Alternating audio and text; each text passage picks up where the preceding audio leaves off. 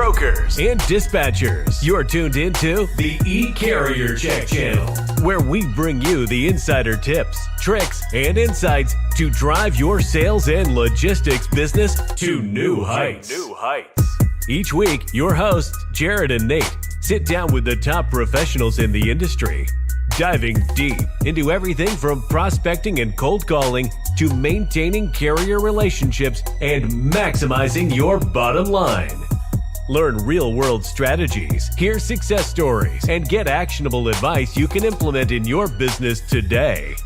So buckle up and get ready for an entertaining and informative ride. This is the E-Carrier Check channel, your source for can't-miss logistics intelligence. Stay tuned.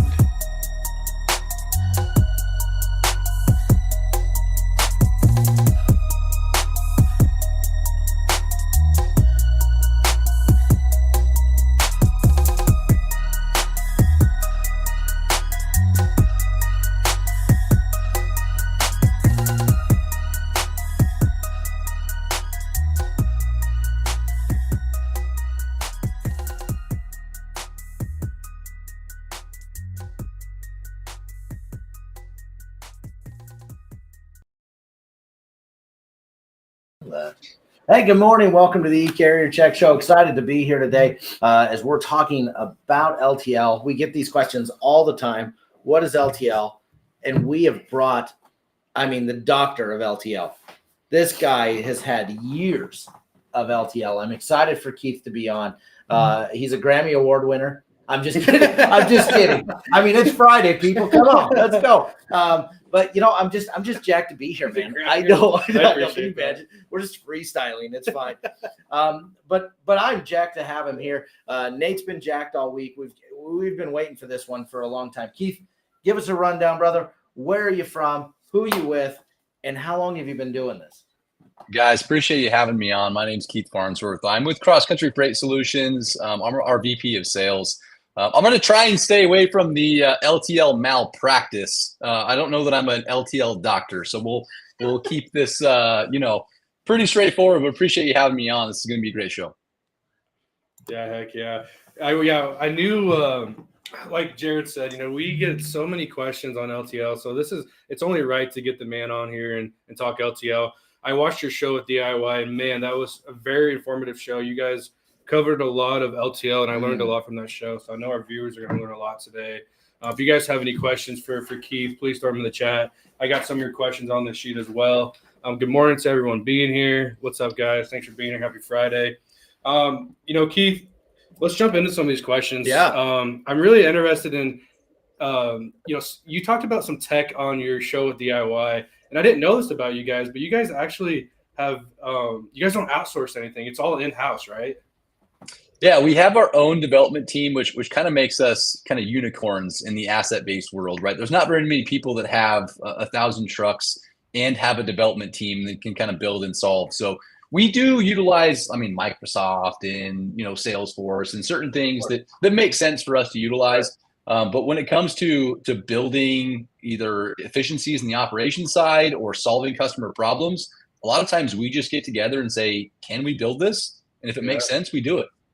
Yeah, that's awesome, man. And the reason I brought up tech first, because obviously we are tech nerds over here, so I love this. But how, tell us a bit about CrossCountry. You guys, how did you guys get started and to where you guys are at today? Because it's quite interesting how you guys got to where you're at today. You and Jared kind of have some similarities, and I'm excited to hear more about that. Yeah, it's amazing how small LTL is, right? It's like the smallest $50 billion industry in the world. But yeah, we started in 1980. We're a family-owned company, and so Dewey Teets was the original founder in Bismarck, North Dakota.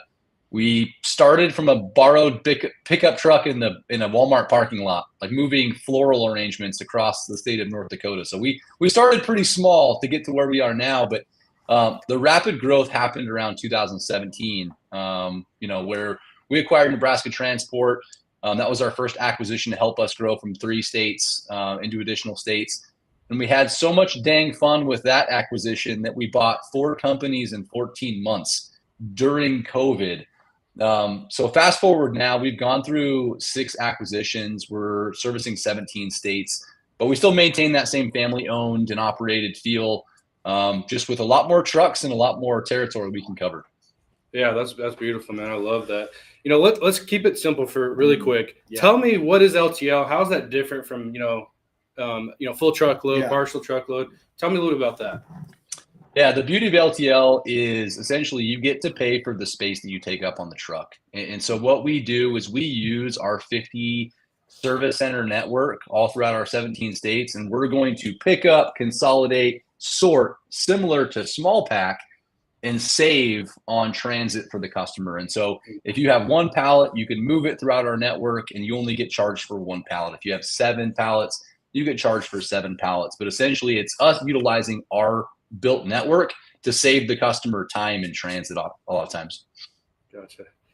DOI says he's baiting Keith to buy me out. I love it. Go subscribe to DOI. Yeah, exactly. I love that. I think that LTL is probably one of the more complex aspects. There's a lot of random jargon that's sent around. You want me to open the window? Oh, you're gonna take my. I'll just take my clothes off. You look Are great. we taking jackets off? Is that what we're doing here? I'm gonna take my Did we shirt reach off. that That's what part in the Nick would show want. where I think Nick will want me to take my shirt off, so I'll do it. But there's a lot of weird jargon, crazy jargon around the LTL space that I think is just wild. There's different ways and different models for running your LTL network at night. But talk through us, like, when does the freight move, and kind of a hub and spoke, and some of the strategy you guys have just to make money, because LTL is, gosh dang, the hardest thing to make money in, because you've got to pick up the driver that has to touch the freight. Then he brings it back to a dock and he touches the freight. Then that dock puts it on another truck and they touch the freight. And then it gets touched again. There's so many friggin' touches in LTL. It's wild.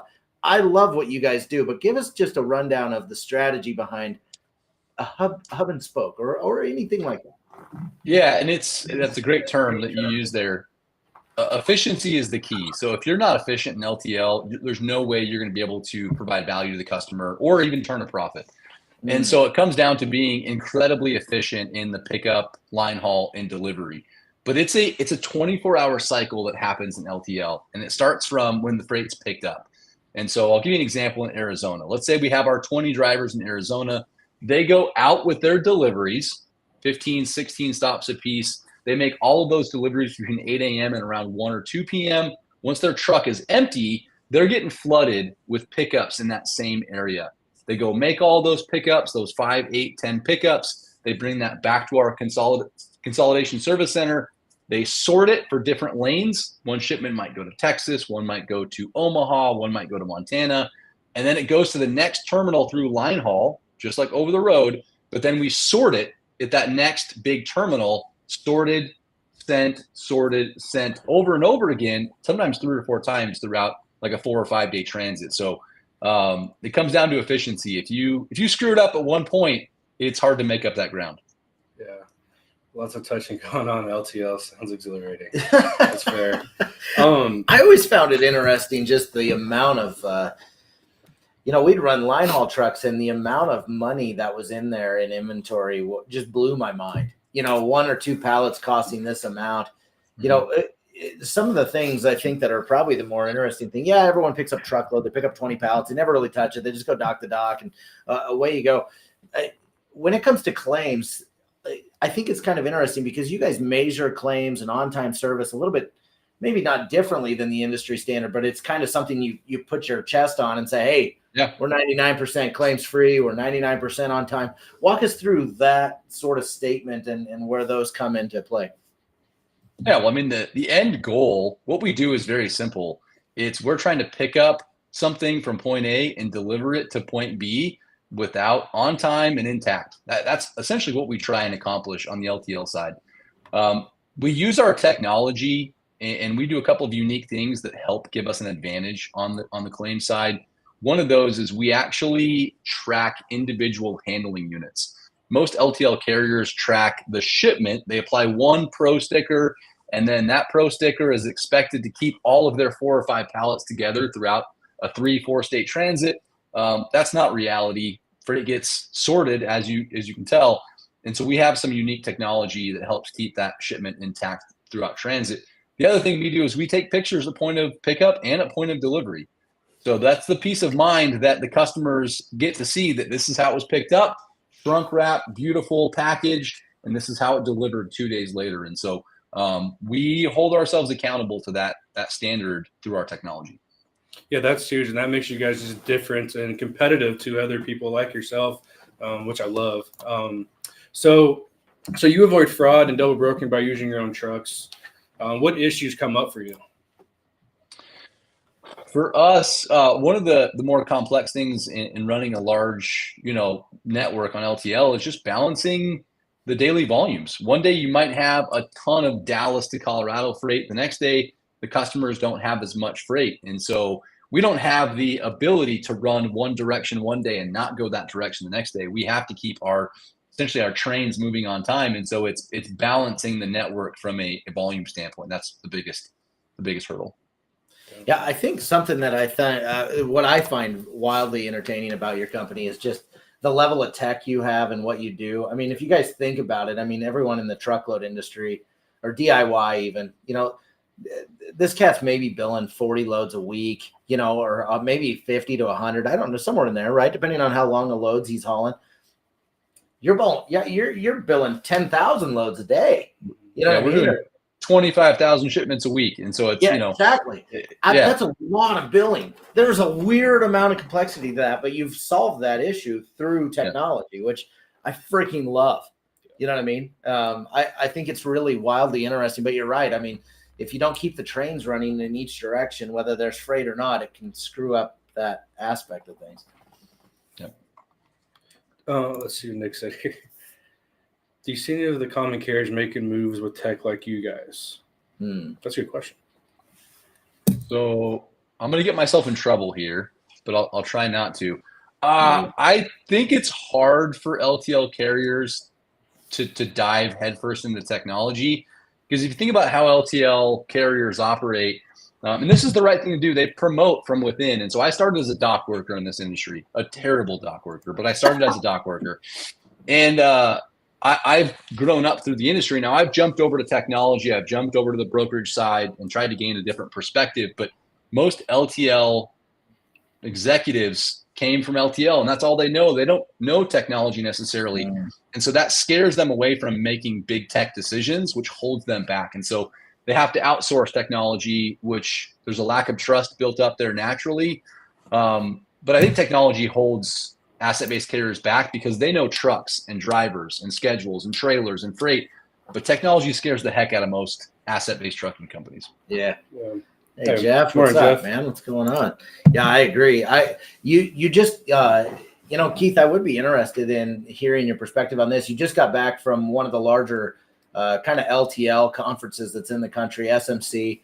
What are you seeing for the rest of this year, or even something new that's coming for LTL that may make things different or help you be successful or can stay competitive? Because obviously it's a wildly competitive.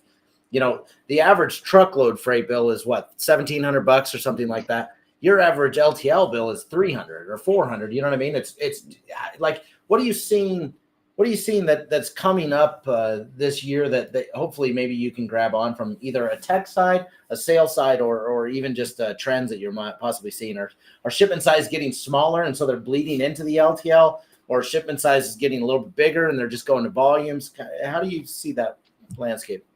So we're watching the market like anyone else is. I didn't bring my crystal ball necessarily to this show to see what Q2, Q3 is going to be. It's hard to tell. But LTL, in a lot of ways, is affected by the truckload market. So when capacity tightens on the truckload market, some of that volume freight gets moved over to LTL as a secondary way of moving that freight. And so we're rooting for the truckload market to succeed, and that will create success for us. So that's one thing we're watching pretty closely. The other thing that's getting a lot of buzz right now in the LTL world is the NMFC changes that are coming down. So NMFTA has announced some NMFC changes in how they classify certain freight. And that does have an impact on shippers, whether they're moving, won't affect truckload, but LTL, as you know, is pretty crazy the way that we class freight and charge for freight. And so there's some pretty big changes that are coming down that's creating some buzz right now on that. Yeah, I can imagine. That it took me forever to understand friggin' pricing. It was a good year, and I'm like, we're going to give them a 90% discount off what? What are we discounting? And I'm sure discount tariffs are all kinds of crazy if you're using czar lights or your own tariff base and all this crazy stuff. But real quick, just for the sake of it, in the LTL space, there's a thing called a classifier. And imagine, I'll give you my fair shake on it, and then I'd love to hear what Keith has to say. But imagine, a pallet of bolts is the lowest classification, right? Versus a truckload of feathers would be the highest, right? And so they have this classification that goes from 50 to 500, and every frigging thing that you can think of has a classification. It doesn't matter if it's this damn chair, these coffee mugs, the hats, everything has a classification. I still have one of the classifiers in my book from next door. It's like this thick and it's wild. I'm like, what are we doing? Like, this is nuts. Yeah, it is nuts. Nuts is the right word to use there. But for us, it's just the same as any other mode. We have to make sure that we get paid for the freight that we move. Yeah. And so it comes down to basically the time, the space, and the risk on any given shipment. And so we want to make sure that we're getting paid for the time that it's taking, the space that it's taking, and the risk that we're taking to go through there. So oh my God. If you have a let's say a 500 or 5,000 pound shipment, right? Class 50, that's going to take up, 3 skid spaces for 5,000 pounds. But if you're moving feathers, right, or Q-tips or whatever the heck it is, that's going to take up 17 skid spots. And so you have to make sure you get paid for what you're moving. Oh my gosh. Rad Freight asks, what's the difference between a partial truckload and LTL? Like, what's the ultimate shipment for you? Is it 1 skid spot, 10 skid spots? Is it, you might also talk about, the differences in backhaul and head haul and some of the, you're willing to take some more freight out of Denver, but probably not out of Dallas and things like that.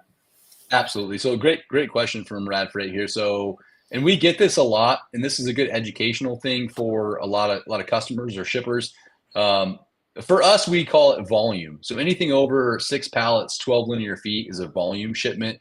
In truckload terms, that's a partial probably. And so it would take up 12 to 24 feet. That's a partial. We don't speak in terms of partials, but anything that's over 6 pallets, we call that a volume. And it gets its own special quote that's based on the capacity that we have. And so if we have a ton of capacity out of Dallas that day, we're going to give a more aggressive volume quote or spot quote, as opposed to if we're completely full, we probably won't go aggressive after that shipment.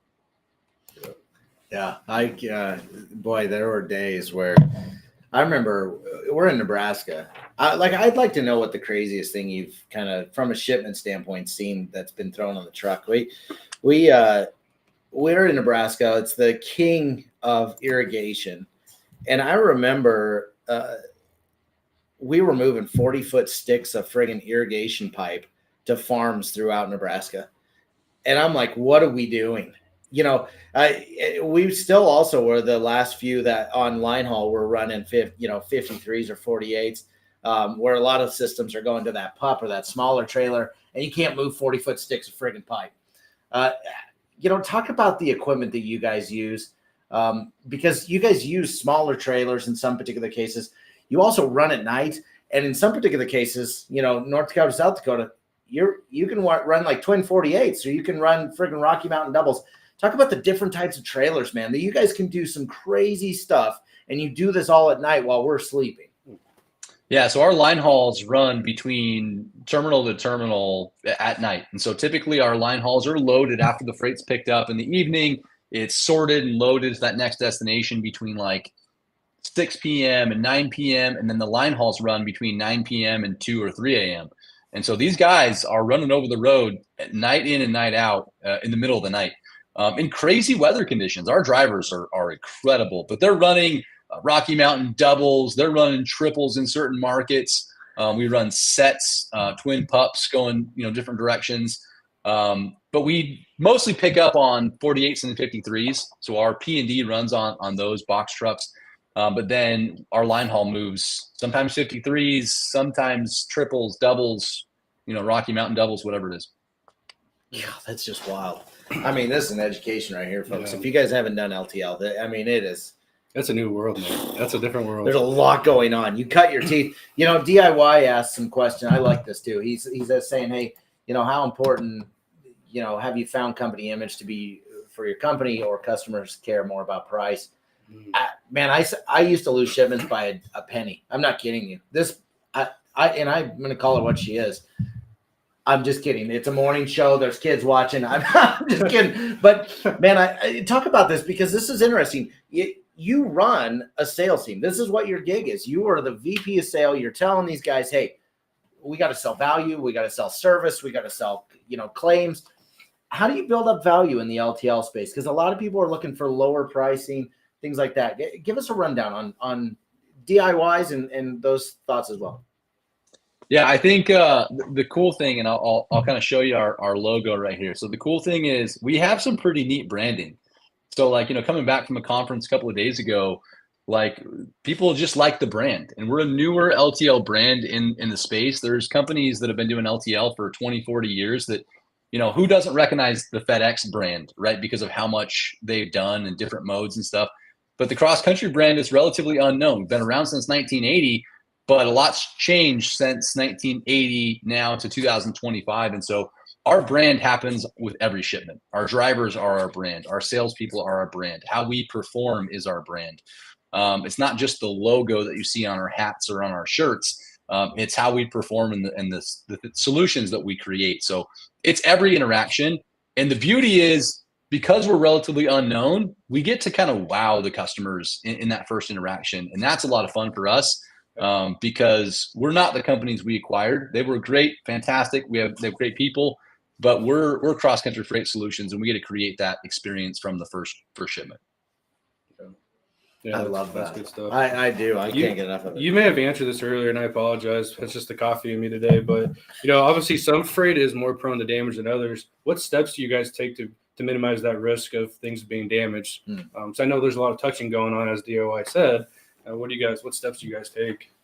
Yeah, first and foremost, it comes down to kind of education with the customers. And so the drivers are good at educators. Our teams, we have enterprise account managers that work on packaging and giving advice on like, hey, here's the steps that you can take proactively before we even pick the freight up.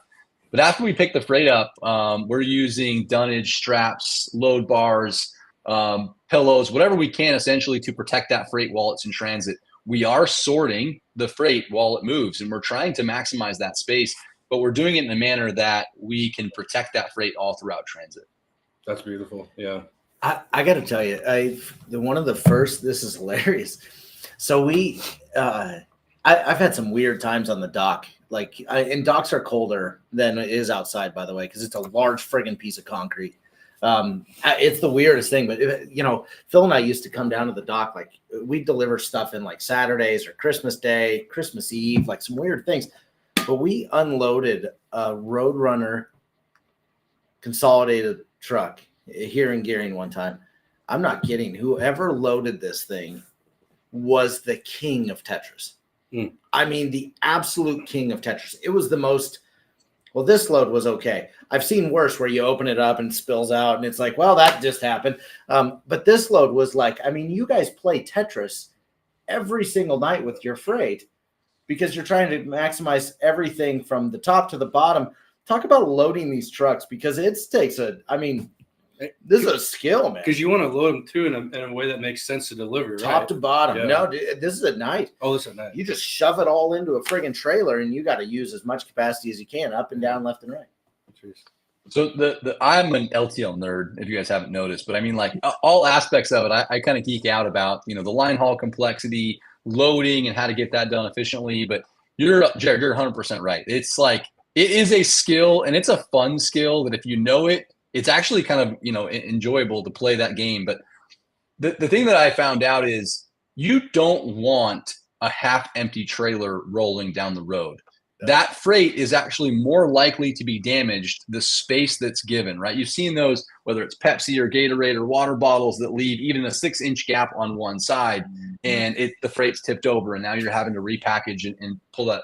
So we actually have an advantage, right? If it's done right, when we store things and create a load that's more or less full, it braces itself. And so you actually have, it's better to have it 98% full rolling down the road than 45% full, because that space on that truck is creating a lot of room for that freight to shift, and shifting creates damages. Oh my gosh. LTL. Woo. Let's shift over to sales for a sec. I love talking sales. You're the VP of sales over there. You know, you got people on the ground, so that's kind of unique, because a lot of people that watch a show are on a phone. You've got some phone people. You know, talk to us about some of the strategies you guys use, you know, to show value from an LTL standpoint, but also to move them into you do have a brokerage. There's some interesting aspects to your company that you can kind of be an all-encompassing solution. But talk to us about some of the issues or challenges that your sales team is having now versus what you used to see. And then, you know, are people on the ground having a lot more success versus the people on the phone? Yeah, great question. I think the perception is, and we do a lot of field-to-field sales. So like face-to-face, you know, we have 19 of our reps out in the field, walking into warehouses, building those relationships, you know, and solving those problems. We also have 9 inside sales reps that are a lot more nimble. They can shift market to market as our needs grow and as we expand. But I think some folks would tell you that there's not as much success in face-to-face post-COVID. In some markets, that's true, right? There are certain parts of the country that are less likely to let you walk in, you know, the back door of a warehouse and have a conversation. But we still have a tremendous amount of success on face-to-face. People do business with people they know and trust, and that happens face-to-face a lot more than it happens over the phone.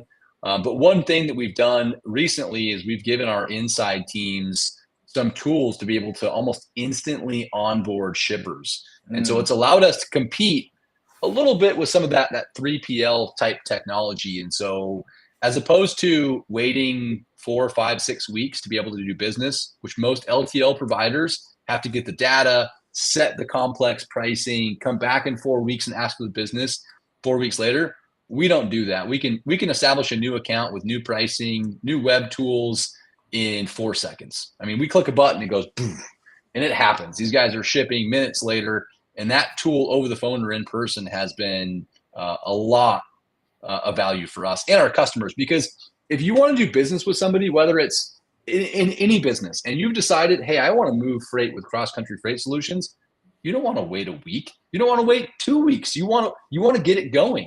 And so if we can solve the problem and get that freight moving right away, that's our kind of race to value. Yeah, That's exciting. That's huge. I love that. It is absolutely huge. You know, somebody asked, how many sales agents do you have? I think you just said it. It was like 19 or something. 19 total, right? Yeah, we've got a couple of national account executives too. So we've got about 25 that are sales, and then we also have our customer success. That's kind of that mid-level, you know, direct point of contact for our top tier customers. Our salespeople are out and about in meetings, walking in and out of businesses, and they're not always accessible. And so we give that one-to-one to our largest accounts so that they have that point of contact for escalation or solving long-term problems. That's huge. Yeah, we used to do incentives around like driver leads and things like that. Honestly, some of your best salespeople are the people backing up to those docks. And you know, LTL is an interesting game, man. And there's so many layers to it. And if you can get a driver to become their friggin' best friend, problem solver, wrap his own pallets, whatever it is, woo! That's kind of cool. You can friggin' rock an account. I mean, it's wonderful. I love it. Keith, I've really enjoyed talking LTL, man. You're a gift, and you got to just keep coming. Give us a way for people to touch base with you or talk LTL, or if we got some clients that were going, hey, I need to move this. Who should I call? How do people get in touch with you, Keith? Yeah, so you can go to ccfs.com and reach out to us there. You can also connect with me on LinkedIn. I stay fairly active on the LinkedIn side. So send me a message. We would love to hear from you guys. If there's something I can help with or the team can help with, we absolutely would love to. That's incredible. Keith, we appreciate you being on the show. Thank you so much. I do have to say, just a random compliment for you. You have amazing hair. Thank you. Appreciate that. I'm going to try and save it for a couple more years because the last 4 years in freight has been challenging. So we'll see how long I can hold on to it. Well, I think you got You look amazing good. hair. You I look mean, good. I would say you should make a bobblehead and send it out. I'm just throwing it out there. I need one on my desk. I right do now. too. Right now, I need. Is there like an e-carrier check collab, like a CCFS e-carrier check collab coming out, bobblehead style? It'd be so good. We'll work on We'll work this. on that. But in the meantime, we'll send you a coffee cup. How about that? Deal. I love it. Keith, thanks for being on the show. Thanks for everyone watching. Yeah, great questions today. Honestly, incredible audience. I hope you guys have an incredible Friday and weekend. Thanks for everyone being here.